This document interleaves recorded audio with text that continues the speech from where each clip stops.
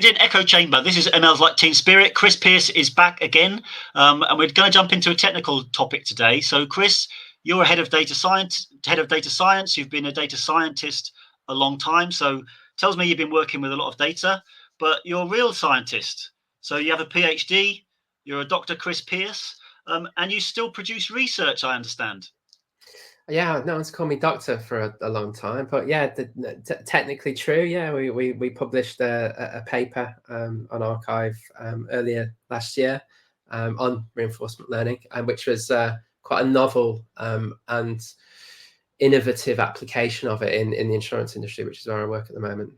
Excellent. Well, look, the people I'm hoping to reach with this content, Chris, might not have a bleeding clue what reinforcement learning, I can't even say it, so what even reinforcement learning is. So what I'd like to do over the next 10, 12 minutes is get into that, really. Have us try and take this technical subject matter that you've produced a paper on. You don't have to tell us the content particularly, but I'd love to get into, what is reinforcement learning? How is it different to other types of predictive learning? And if you were willing to go into that use case and try and explain that to us, that would be great. And then just sort of prerequisites for using it, really. So, like, how can people think of reinforcement learning? Are there certain industries? Is there a certain use case, or is there certain data that you need to really adopt something like this? So I'd love for you to set this all up, and at the end there, I would love for you to stop all of our viewers running off to their data scientists saying, "I need some reinforcement learning straight away." So the goal of this segment is, leveling up people's knowledge of this topic, but not also, too much. Yeah, not too much. Helping them understand where might it apply best, where might it be that they should seek something else. And when might be, when isn't it a good time to say that to a data scientist? Would that be okay, Chris? Yeah, that's the big topic to try and condense into 15, but let's do it. That's why we've got you. So let's start. What is it? So I think for those that are in any way familiar with machine learning, it's always been split into two types of approach. One is referred to as supervised. So that's when you have what we call labeled data or data that has a clear meaning. And the other branch of machine learning is unsupervised, which is the opposite of that. Reinforcement learning is a third approach, which at the time that these sort of algorithms became known about was a completely different way of thinking about how to solve a problem using data. I think the easiest way to think about reinforcement learning is it's basically the science of decision making, and it's a specific approach to learning based on something interacting with your data, rather than something quantifying your data and trying to make a prediction from it. I always start with a very rudimentary type of reinforcement learning that's known in the mathematical world as the multi-armed bandit. So if you've got a series of slot machines and they all pay out the prize to a different amount, and you like a bit of a flutter, your objective there is I want to earn as much money as I can from this series of slot machines. In what order do I play them in order to maximize the amount of cash that I end up with? And the only way you're going to know that is to observe them being played by other people and watch and see what happens. And then at some point when you're feeling confident enough, go in and have a go yourself, right? And you're going to probably get it wrong a number of times, but you will learn from your mistakes, and over a sufficient amount of time, if you have an infinite pot of money to gamble with, you'll strike lucky, right? So reinforcement learning is an algorithm that's very much trying to do a similar thing. You have an environment, if you like, your casino with the slot machines in. There are a series of rules by which that environment operates. Machine A pays out a fiver, machine Z pays out 100 quid. You've got to somehow go in and learn those rules, knowing nothing about it to begin with. And you've got to set an objective in doing that, right? I want to make money. So the same thing is happening with reinforcement learning.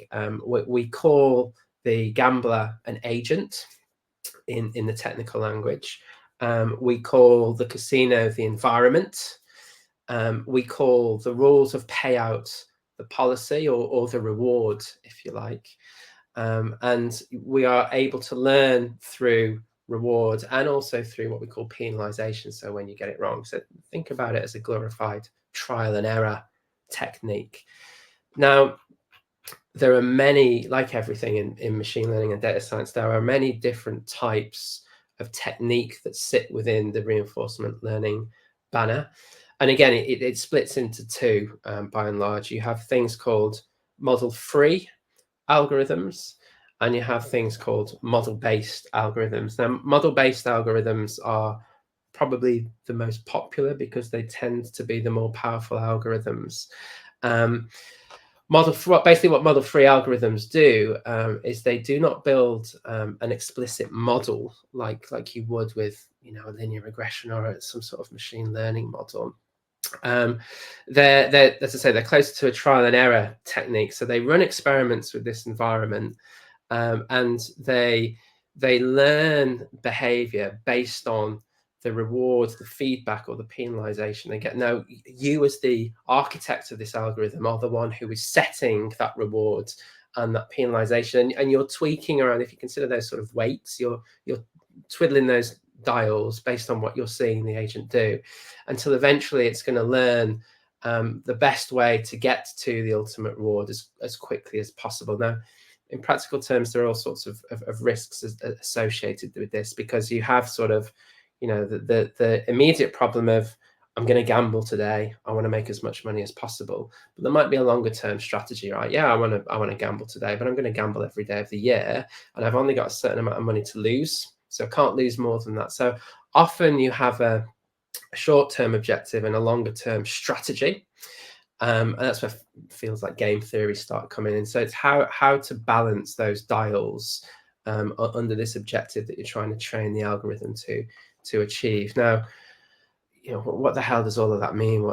How do you actually use this in real life? Well, there are a couple of really simple use cases. In the field of robotics, reinforcement learning has exploded. So, we've all seen YouTube videos of the robot arm picking up the coffee cup and moving the coffee cup to a table, and then spilling it horrendously and scolding everyone around it.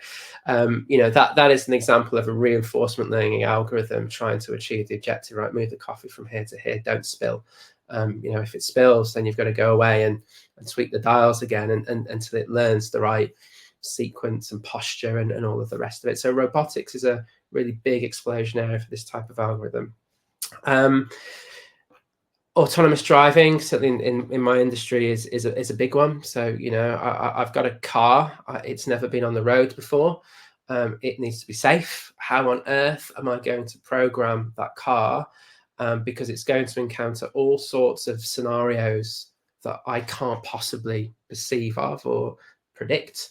And how am I going to program that in such a way that if it encounters those scenarios, it's going to do the right thing or react in the right way? So again, reinforcement learning, with that being sort of an exploratory approach rather than a static, if this, then this, it's becoming very prevalent in that type of universe. And I think that the most popular one at the moment that was, it was Google DeepMind's fault, actually. They released a YouTube documentary that I think it won awards, called AlphaGo. So, like many chess accolades before then, reinforcement algorithm beats world champion Go player, which is a really permutationally complex game, and beats convincingly, right? So that was what popularized the algorithm in the first instance. And since then, you've seen lots of use cases where the algorithm is learning how to play simple video games, and over a number of iterations is able to perfect the performance of that video game, where the objective is very simple, right? Beat the high score. And again, you'll see videos of level 1 of Super Mario being perfected better than any human player has ever done. So these are typically the areas of use that are very popular right now. It does come with great challenges, though. Like many sort of neural network and deep learning based approaches, the complexity of what's happening under the hood, that discovery process, if you like, two things. One, it's going to get things wrong. certainly, and probably more likely to get things very wrong to start with before it learns the lesson. So if you're actually going to put this into the real world, you've got to make sure that thing that's wrong is not ultimately damaging in some serious way, and how you're going to mitigate against that.